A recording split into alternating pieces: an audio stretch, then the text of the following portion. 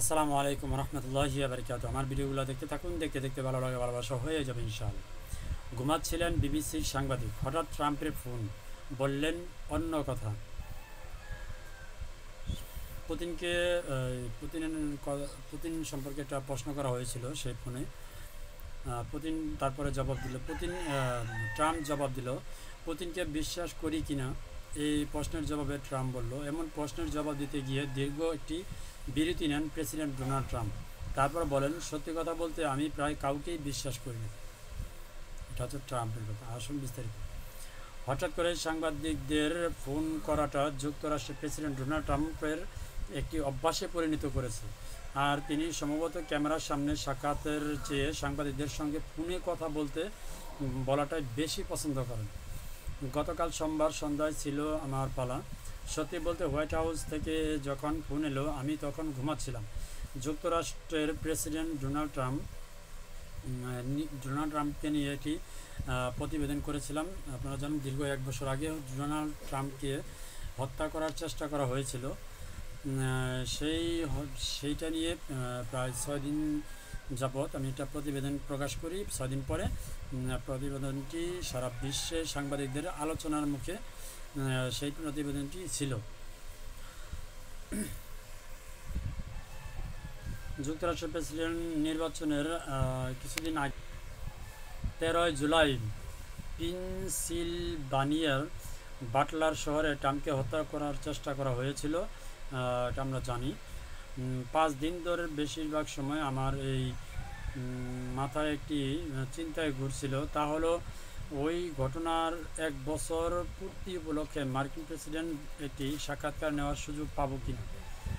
তো হঠাৎ করে বাটলার শহরে ট্রাম্পকে হত্যার চেষ্টা নিয়ে প্রতিবেদন তৈরি করেছিলেন সেই সাংবাদিক।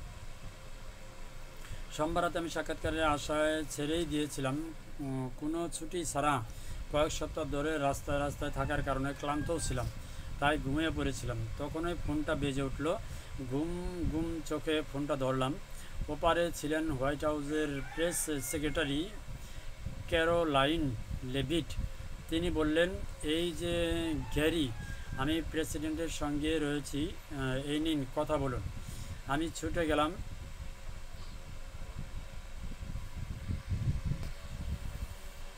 গেলাম বসার ঘরে।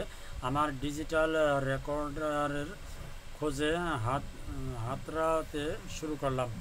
তখন লাইনটা কেটে গেল। মনে হলো সুযোগটা কি হাতছাড়া হয়ে গেল। তারপর আবার ফোন এলো। প্রায় 20 মিনিট ধরে ট্রাম্পের সঙ্গে কথা বললাম। বাটলারের সেই ভয়াবহ ঘটনা, রুশ প্রেসিডেন্ট ভ্লাদিমির পুতিনকে নিয়ে ট্রাম্পের হতাশা, ন্যাটো নিয়ে তার নয়া চিন্তাভাবনা, সব কিছু নিয়েই আলাপ হলো। বাটলারের হত্যা চেষ্টা নিয়ে কথা বলতে গিয়ে বোঝা গেল বিষয়টি নিয়ে আলাপ করতে স্বচ্ছন্দ বোধ করেন না ট্রাম্প। জিজ্ঞাসা করলাম, ওই হত্যা চেষ্টা তাকে বদলে দিয়েছে কিনা। ট্রাম্পের কথা বলার ইঙ্গিতে বোঝা গেল যে ঘটনাটি নিয়ে তিনি বেশ দুর্বল। এটি নিয়ে যতটা সম্ভব কম ভাবতে চান। এক সময় ট্রাম্প বলেছিল নেটো অচল হয়ে গেছে। আমি সেদিকে ইঙ্গিত করলাম। জবাবে ট্রাম্প বললেন, এখন তাকে তিনি মনে করেন পশ্চিমা সামরিক জোটের তার আগের বক্তব্য ঠিক বিপরীতের দিকে নিয়ে যাচ্ছে। আসলে মূল কথা হচ্ছে, মানে হঠাৎ করে ঘুমের মাধ্যমে উল্টাপাল্টা স্বপ্ন দেখাটাই স্বাভাবিক। কারণ সারা দুনিয়ায় এত যুদ্ধ লাগিয়ে দিছে, এত যুদ্ধ চলতেছে। সমস্ত যুদ্ধ লাগাচ্ছে কি আমেরিকা, এটা আমরা সবাই জানি। কিছুদিন আগেও ইরানের সাথে যে ভয়ানক যুদ্ধ হলো, তারপরে এখন আপনারা জানেন যে সিরিয়ার সাথে ইসরায়েলের সাথে যুদ্ধ হচ্ছে। তারপরে হচ্ছে আপনার লেবাননের সাথে যুদ্ধ হচ্ছে, সাথে যুদ্ধ হচ্ছে। তারপরে হচ্ছে আপনার ইয়ামিনের সাথে যুদ্ধ হচ্ছে। এখনও বর্তমান মিসরের সাথে 5টি দেশের সাথে অলরেডি যুদ্ধ চলমান রয়েছে। তো এই যে যুদ্ধগুলো লাগাচ্ছে কে? আমেরিকা।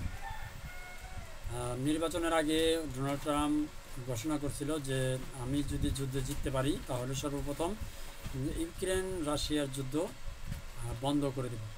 আদৌ কি বন্ধ হয়েছে? না, হয়নি। সেখানে আমরা কি দেখতে পারলাম? যে